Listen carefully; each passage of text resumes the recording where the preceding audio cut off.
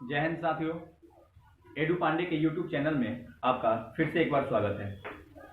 अब तक हम लोग जो है मोशन को देख रहे थे और पिछले वीडियो में हम लोगों ने बल की परिभाषा को, त्वरण को, औसत वेग को हमने देखा था। आज जो है हम दो टॉपिक को कवर करेंगे। एक आपका है वृत्तीय गति और दूसरा आपका है गुरुत्वीय त्वरण। और ये दोनों जो है हमारे सिलेबस के लिए या फिर हमारे एग्जाम के लिए बहुत इंपॉर्टेंस रखते हैं, क्योंकि इन दोनों से किसी भी कीमत पे किसी भी एग्जाम में कम से कम दो क्वेश्चन निश्चित रूप से आने हैं। और सवाल ये उठता है कि इसको अगर हम बेटर तरीके से कवर नहीं करते हैं तो फिर वहां पे मामला हमारा फंस सकता है। आइए हम इन दोनों वीडियो को देखते हैं। और दोस्तों, आपसे काइंडली रिक्वेस्ट है कि आपको अगर वीडियो अच्छा लगता है तो अपने दोस्तों में इसको शेयर किया कीजिए, क्योंकि हम अगर इतना मेहनत कर रहे हैं और आप हमें सपोर्ट नहीं कीजिएगा तो अकेले कहाँ तक सर्वाइव कर पाएंगे। गांव देहात में कहावत कहा जाता है ना कि ताली दोनों हाथों से बजती है। तो मैं अपना हाथ हमेशा के लिए बजाने को तैयार रखा हूँ, बस आप अपने हाथ का थाप हमारे हाथ पे मारिए थोड़ा सा, फिर मजा आएगा। दोनों भाई जो है सो मिलकर के एक नया इतिहास को रचते हैं, चंपारण की धरती से एक नया जो है सो आयाम को गढ़ते हैं। चलिए सबसे पहले हम लोग देखते हैं वृत्तीय गति को, यानी कि सर्कुलर मोशन को। सर्कुलर मोशन होता क्या है? सिंपल सी बात है कि सर्कुलर यानी कि सर्कल, वृत्तीय यानी कि वृत्त, यानी किसी एक बिंदु के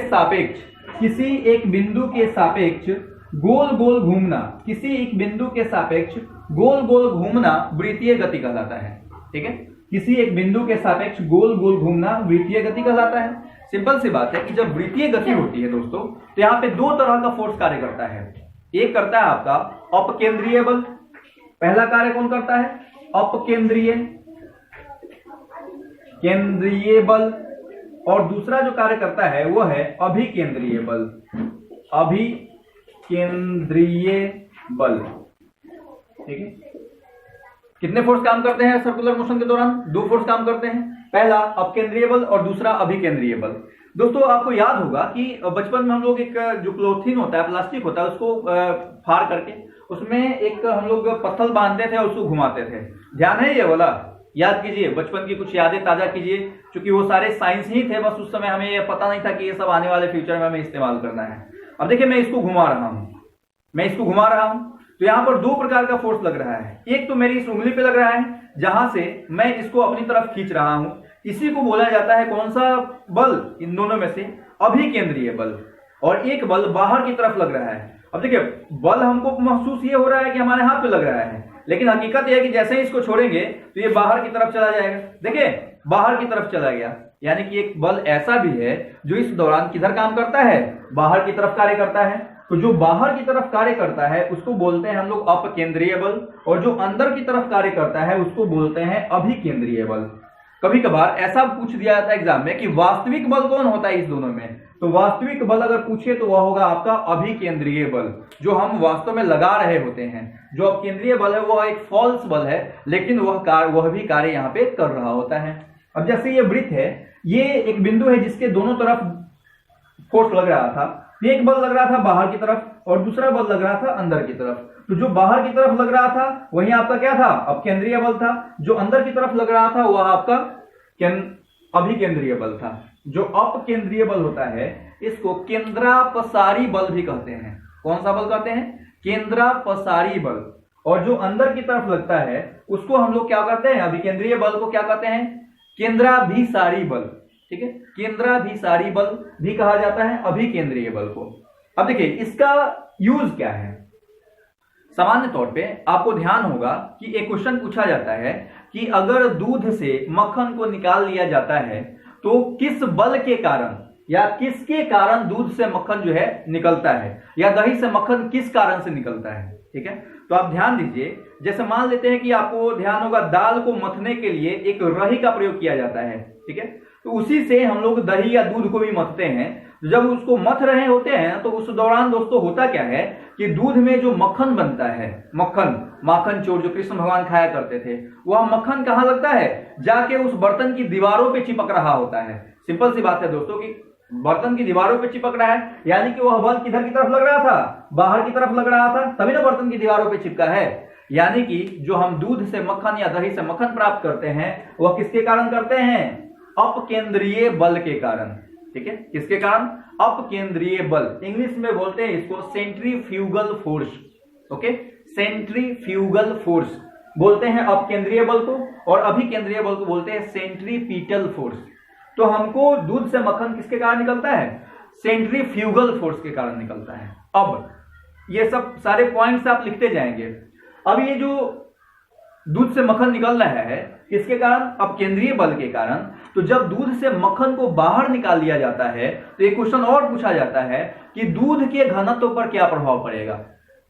ठीक है, अगर दूध से हम मक्खन निकाल लिए तो दूध के घनत्व पर क्या प्रभाव पड़ेगा? तो दूध का घनत्व जो है वह बढ़ जाता है। ठीक है, दूध का घनत्व क्या होता है? बढ़ जाता है। घनत्व क्या होता है?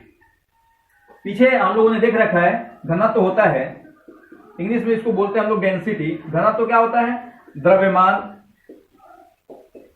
बटा आयतन। आयतन, ठीक है, घनत्व जो होता है वो द्रव्यमान बटा आयतन को कहा जाता है। तो घनत्व पानी का बढ़ जा रहा है, दूध का बढ़ जा रहा है। लेकिन दोस्तों दूध के अलावे कोई भी लिक्विड पदार्थ है, जैसे आपका समुद्री जल हो गया या फिर गंदा जल हो गया, इन सभी से अगर हम उसमें से अशुद्धियों को बाहर निकाल लेते हैं, जैसे समुद्री जल में क्या होता है? नमक पाया जाता है। तो उस नमक को जब हम बाहर निकाल लेंगे तो पानी का घनत्व क्या हो जाएगा? घट जाएगा। इस बात का ध्यान रखिएगा। बस केवल और केवल दूध के केस में ऐसा होता है। अब इसको अगर याद करना हो तो कैसे हम याद रखेंगे? आखिर दूध भी लिक्विड है, बाकी भी लिक्विड है। तो इसको ऐसे याद रख सकते हैं कि जब समुद्री जल से हम लोग नमक को निकालने का प्रोसेस कर रहे होते तो क्या होता है? वो गंदगी होता है। समुद्री जल जो झाग बनाती है वही झाग निकालते हैं, तो क्या है? गंदगी है। यानी कि अगर लिक्विड से गंदा बाहर निकाला जाएगा तो घनत्व तो घटेगा और शुद्धि बाहर निकाल ली जाएगी। मक्खन क्या है? शुद्ध पदार्थ है। अगर शुद्धि बाहर निकाली जाएगी तो जो घनत्व होगा वो क्या हो जाएगा? बढ़ जाएगा। ठीक है दोस्तों, इस बात का आप ध्यान रखेंगे। अब यहां पर क्वेश्चन ये पूछा जाता है कि जैसे ही हमने दूध से मक्खन को बाहर निकाल लिया तो दूध के घनत्व पर क्या प्रभाव पड़ा? दूध का घनत्व जो है वह बढ़ गया, जबकि समुद्री जल का घनत्व जो है नमक निकालने के बाद घट जाता है। अब यहीं से एक क्वेश्चन देखिए। क्वेश्चन आपसे पूछा जाता है कि जब नाव है, एक नाव है, उस नाव को नदी से समुद्र में उतारा जाएगा तो नाव के ऊपर क्या प्रभाव पड़ेगा? तो नाव क्या होगा? वास्तविक स्थिति से ऊपर उठ जाएगा, क्योंकि जैसे ही नदी से समुद्र की तरफ जाएगा तो समुद्र के पानी का घनत्व तो नदी के पानी के घनत्व से क्या होता है? ज्यादा होता है। तो जब ज्यादा होगा तो नाव अपनी वास्तविक स्थिति से ऊपर आ जाएगा। आपको ध्यान होगा दोस्तों, एक फिल्म थी, नाम था उसका टाइटैनिक। बहुत ही रोमांटिक फिल्म थी, मजेदार फिल्म थी। हालांकि हमने बचपन में देखा था, अभी हाल फिलहाल में हमने देखा नहीं, बस यादें हैं कुछ उसकी ताजी। तो उसके केस में क्या हुआ था, इस चीज को आप समझिए। बर्फ जो होता है ना, बर्फ का घनत्व और पानी के घनत्व लगभग एक समान होते हैं। बर्फ का जो घनत्व होता है वह होता है 0.9 ग्राम पर मीटर क्यूब। ठीक है, 0.9 ग्राम पर मीटर क्यूब। और जो जल होता है उसका घनत्व क्या होता है? जो जल होता है उसका घनत्व होता है 1.0 ग्राम पर मीटर क्यूब। ठीक है, यह जल का घनत्व है। अब हमें एक चीज बताइए कि अगर हम इस 1.0 ग्राम पर मीटर क्यूब में से 0.9 ग्राम पर मीटर क्यूब घटाएंगे तो क्या आएगा? 0.1 ग्राम पर मीटर क्यूब। यानी कि 0.1 ग्राम ही बर्फ जो होता है वह जल से क्या होता है? बर्फ का घनत्व जल के घनत्व से कम होता है, जिसके कारण इतना ही भाग, इसको दशमलव हटाइएगा, नीचे 0 बैठेगा, मात्र 1/10 भाग जो होता है वह पानी के सतह के ऊपर होता है। बाकी 9/10 भाग जो होता है वह पानी के सतह के नीचे होता है। अब टाइटैनिक डूबी क्यों? एक तो सबसे बड़ा ओवर कॉन्फिडेंस ये था, जिसने टाइटैनिक को बनाया था उसके अंदर ओवर कॉन्फिडेंस ये था कि टाइटैनिक कभी नहीं डूब सकती है। सबसे बड़ा ओवर कॉन्फिडेंस, जिसके कारण उसमें जो लोग बैठे हुए थे, जो ड्राइवर थे, चालक थे, या फिर जो लोग होते हैं दूरबीन लेके बैठे होते हैं समुद्र में आगे देखने के लिए, वो लोग निश्चिंत थे कि कोई फर्क नहीं पड़ेगा टाइटैनिक के ऊपर। लेकिन हुआ क्या कि सामने ही एक बहुत बड़ा चट्टान आ गया बर्फ का, और सिंपल सी बात है कि वो दूर से तो दिख नहीं रहा होता है। एक तो रात का टाइम था, दूसरी बात है कि ऊपर मात्र 1/10 भाग था और अंदर जो है उसका 9/10 भाग था। अब आप सोच सकते हैं, समुद्र भी जो आपका जहाज होता है वो भी तो कुछ इस तरह का होता है ना, उसका भी तो कुछ भाग नीचे होता है। अब जो है जब यह छोटा वाला पोर्शन दिखाई दिया, ये लोग अपने जहाज को मोड़े मोड़े, तब तक जो है सो बीच से टक्कर होती है, जहाज 2 टुकड़ों में टूट जाता है और जहाज डूबता है। उस जहाज के साथ बहुत सारे लोग उसमें गिर जाते हैं पानी में, समुद्र में। लेकिन एक चीज जान जाइएगा कि कोई भी व्यक्ति डूब करके नहीं मरा था। वहां पे जो भी लोग मरे थे वो सारे के सारे लोग ठंड से मरे थे, क्योंकि हमने आपको बताया समुद्री पानी का घनत्व तो जो होता है वह ज्यादा होता है, जिसके कारण समुद्री पानी में डूबना जो है सो संभव नहीं होता। अगर हल्का फुल्का भी हाथ अगर आप चलाते रहते हैं तो समुद्री पानी में आप नहीं डूबेंगे। ठीक है, तो हमने यहां पे बताया कि अगर नाव नदी से समुद्र में जाएगा तो वास्तविक स्थिति से ऊपर उठ जाएगा, और समुद्र से नदी में आएगा तो वास्तविक स्थिति से नीचे चला जाएगा। ये था आपका घनत्व के ऊपर या फिर सर्कुलर मोशन के आसपास से रिलेटेड सभी प्रकार के क्वेश्चन। अब हम लोग आते हैं गुरुत्वीय त्वरण के बारे में। गुरुत्वीय त्वरण, अभी जस्ट इससे पहले वाला जो वीडियो हम लोगों ने देखा था उसमें हमने त्वरण यानी कि एक्सेलरेशन को देखा था। ठीक है, अभी हम लोग देख रहे हैं जी को।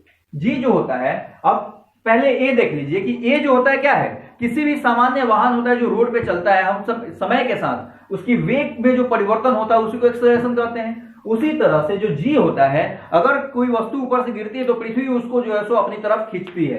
किस स्पीड से खींचती है, कितना से त्वरित करती है उसको, तो 9.8 मीटर पर सेकेंड स्क्वायर से उस वस्तु को क्या करती है, पृथ्वी अपनी तरफ त्वरित करती है। ठीक है, तो इससे रिलेटेड कुछ पॉइंट्स है उसको हम लोग यहाँ पे कवर करेंगे। ऐसा बताया जाता है कि जो गति के 3 नियम है गुरुत्वीय त्वरण के आधार पे, सबसे पहला हम लोग देखते हैं, अगर कोई वस्तु ऊपर से नीचे की तरफ गिराई जाएगी तब के केस में। ठीक है, अगर कोई वस्तु ऊपर से नीचे की तरफ यानी कि पृथ्वी की तरफ, पृथ्वी की ओर आती वस्तु के लिए, वस्तु के लिए यानी पृथ्वी की तरफ जो वस्तु आ रही है उसके लिए क्या होगा, सबसे पहला v is equal to u plus g T.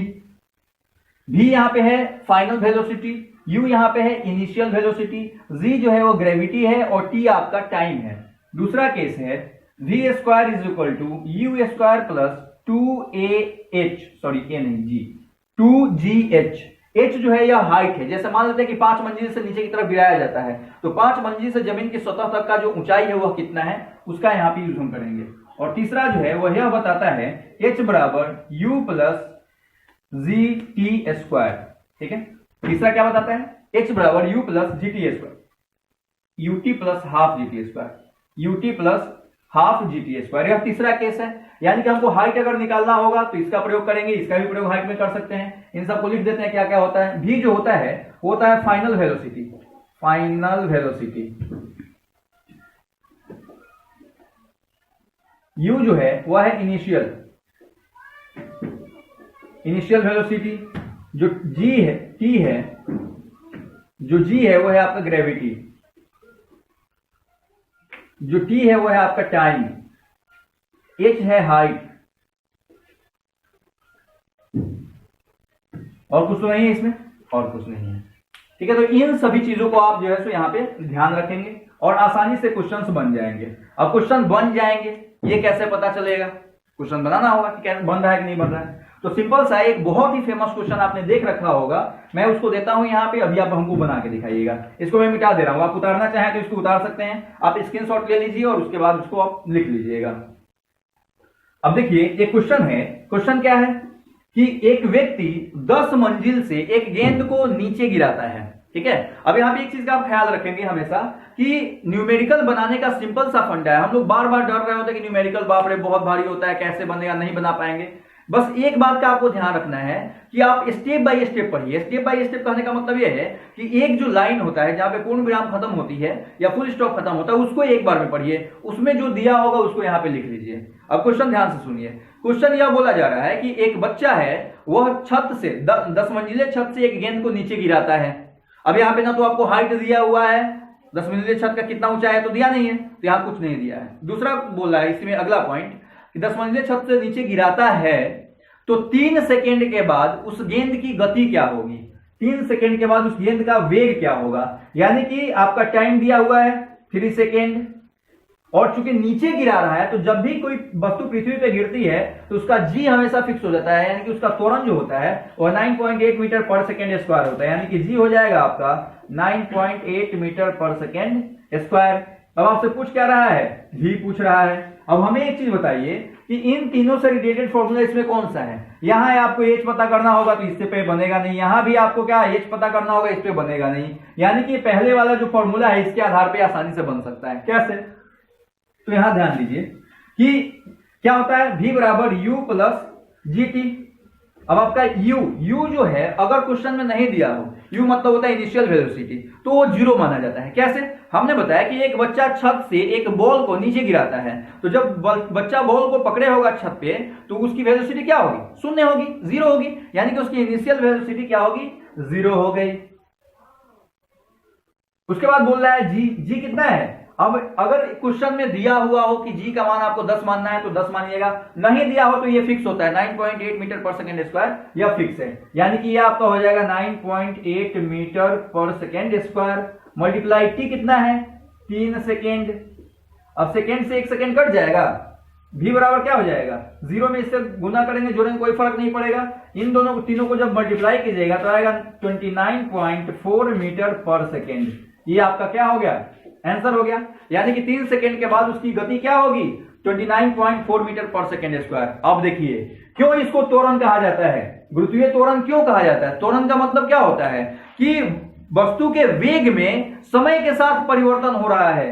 पहले सेकेंड में यह क्या था, पहले सेकेंड में जो वस्तु गिरेगी, जो गेंद नीचे गिरेगा, अगर मानते हैं कि 1 2 3, पहले सेकेंड में उसका वेग क्या था 9.8 मीटर पर सेकेंड स्क्वायर, दूसरे सेकेंड में उसका वेग क्या हो जाता है, अब 2 से इसमें गुना कर दीजिए, कितना होगा 8 दूनी 16 9 दूनी 18 19, 19.6 मीटर पर सेकेंड स्क्वायर, और तीसरे सेकेंड में उसका वेग क्या हो जाएगा, फिर इसमें आप कितना जोड़ दीजिए 9.8 मीटर पर सेकेंड स्क्वायर जोड़ दीजिए, यानी कि 29.4 मीटर पर सेकेंड स्क्वायर हो जाता है। ठीक है, यानी कि समय के साथ गति में परिवर्तन को ही हम लोग त्वरण कहते हैं, और जब पृथ्वी पर कोई वस्तु गिरती है तो उसमें जो त्वरण होता है वह 9.8 मीटर पर सेकेंड स्क्वायर से त्वरण होता है। ठीक है, यह हो गया कब, जब कोई वस्तु ऊपर से नीचे की तरफ आती है, कब कोई वस्तु जब ऊपर से नीचे की तरफ आती है। अगर यहीं पर बोल दे क्वेश्चन में कि वस्तु नीचे से ऊपर की तरफ, ऊपर से नीचे की तरफ नहीं आके क्या हो रहा है, पृथ्वी से ऊपर जाती वस्तु के लिए, पृथ्वी से ऊपर जाती वस्तु के लिए, तो उस केस में क्या हो जाएगा, जो ग्रेविटी है वह अपोज करेगा, यानी कि ग्रेविटी जो है फोर्स है वह नीचे खींचेगा, जबकि आपका फोर्स जो है काइनेटिक एनर्जी उसको कहां लेके जा रहा होता है, ऊपर जा रहा होता है, यानी कि ग्रेविटी इसको क्या करेगा, अपोज करेगा, तो आपका माइनस लग जाएगा केवल, बाकी सारे फॉर्मूला सेम टाइप के रहेंगे, बीच में आपका माइनस हो गया। अब यहीं पर आपको जो है सो पूछ देगा कि कितना मीटर से त्वरित हो रहा है, तो जो क्वेश्चन मैंने बनाया उसी को यहाँ पे पुट करके आप निकाल लीजिए, यानी कि ऋणात्मक त्वरण होगा कब, जब वस्तु ऊपर की तरफ जाएगी, तब 3 सेकेंड के बाद। ठीक है, अब एक और केस है इसी थ्योरी के तहत, इसको मिटा देते हैं। अगर कोई सामान्य वाहन है, सामान्य वाहन जैसे कार है, टांगा है, टेम्पू है, ऑटो है, बाइक है, ट्रेन है, जो हम लोग रोड पे चलाते हैं, तो उस केस में क्या होगा, सामान्य वाहन के लिए क्या होता है, गति का नियम, वाहन के लिए, सामान्य वाहन के लिए पहला केस है v बराबर u प्लस ए टी। ठीक है, क्योंकि सामान्य वाहन तो पृथ्वी पर ही चल रहा है, तो उस पर ग्रेविटी क्या लगेगा, तो वो ग्रेविटी उस पर काम नहीं करेगा, तो वह वस्तु जो है सो क्या होगी, अपने स्पीड से, अपने त्वरण के हिसाब से जो है सो अपनी स्पीड को बढ़ा सकती है, घटा सकती है, तो u बराबर 80 हो जाएगा। दूसरा केस क्या बताता है, v स्क्वायर बराबर u स्क्वायर प्लस 2as, उसमें क्या था, ग्रेविटी वाले में h था, यहाँ पे s हो जाएगा, क्योंकि यहाँ पे हम लोग क्या देखेंगे, डिस्प्लेसमेंट देखेंगे, दूरी देखेंगे। और तीसरा केस क्या बताता है, यह बताता है s बराबर ut plus half a t square. ठीक है, यहां भी बस केवल a का मान आप लिख लीजिएगा, क्या त्वरण लिख लीजिएगा। देखिए जो भी चीजें बनाई जा रही है, बताई जा रही है, आपको इन सब से रिलेटेड मैं एक बार बहुत ही लंबा चौड़ा न्यूमेरिकल आपको बनवा दूंगा, ताकि आप आसानी से उसको जो है इन सब चीजों को कवर कर पाइएगा। इसलिए इन सब चीजों को आप निश्चित रूप से पढ़ते चलिए, अगर नहीं पढ़िएगा तो फिर आपको न्यूमेरिकल बनाने में थोड़ी तकलीफ आपको हो सकती है, और थोड़ी नहीं बहुत तकलीफ हो सकती है। ठीक है, और आज के टाइम में अगर आप चाहिएगा कि रट करके केवल एग्जाम पास कर लें, तो मेरे भाई यह पॉसिबल नहीं है, अब वो जमाना खत्म हो चुका है कि केवल रट करके एग्जाम पास किया जाए। ठीक है, चलिए इसको आप उतार लेंगे। अब आते हैं हम लोग थोड़ा सा ग्रेविटी के बारे में। ग्रेविटी उसी टाइम से सुन रहे हैं, जी का मान सुन रहे हैं, 9.8 मीटर पर सेकेंड स्क्वायर होता है, तो ये जो है कब कब कहां होता है, क्या ये वेरिएबल होता है, इसके बारे में हम लोग थोड़ा सा देखते हैं। अब आप इमेजिन कीजिए कि आप एक पृथ्वी पर खड़े हैं। ठीक है, आप एक पृथ्वी पर खड़े हैं, जैसे बॉल जो होता है, बॉल क्या है, एक पृथ्वी जैसा ही है, ये बॉल को आप इमेजिन कीजिए, बॉल दिखाई दे रहा है, थोड़ा सा गंदा है, बच्चों ने खेल करके इसको जो है खराब कर रखा है, लेकिन ठीक है, बॉल आपको दिख रहा है। अब एक चीज बताइए कि इस पे ऊपर हम खड़े हैं कहीं भी, ये पृथ्वी है, तो अपनी ग्रेविटी से हमको क्या कर रही है, रोक के रखी रहेगी, ठीक है। अब हमें एक बात बताइए कि क्या ग्रेविटी इसके अंदर लग जाएगा, क्या यह खींच करके आपको अंदर लेके जा सकती है? ऊपर सतह पर है तो लेके नहीं जा सकती है, लेकिन ग्रेविटी का मान जो है सो वेरिएबल होता है, वह चेंज होते रहता है, बढ़ता रहता है और घटता रहता है, ठीक है। अब हमें एक चीज बताइए, जो पृथ्वी का मैंने सतह दिखाया, बाहरी सतह, उन सतह के ऊपर जैसे ये मान लेते हैं, ये आपका पोल है, नॉर्थ पोल, ये आपका साउथ पोल, थोड़ा सा गोल हो गया है, गोल नहीं होगा, ऊपर से चपटी होगी, और ये आपका है इक्वेटर, ठीक है, यानी कि भूमध्य रेखा।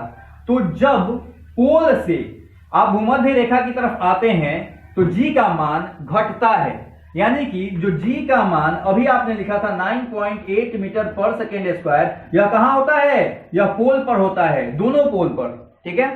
यानी कि पोल से जब भूमध्य रेखा की तरफ आप जाते हैं तो जी का मान क्या होता है, घटता जाता है, और भूमध्य रेखा पर जी का मान जो है वह 9.75 मीटर पर सेकेंड स्क्वायर हो जाता है।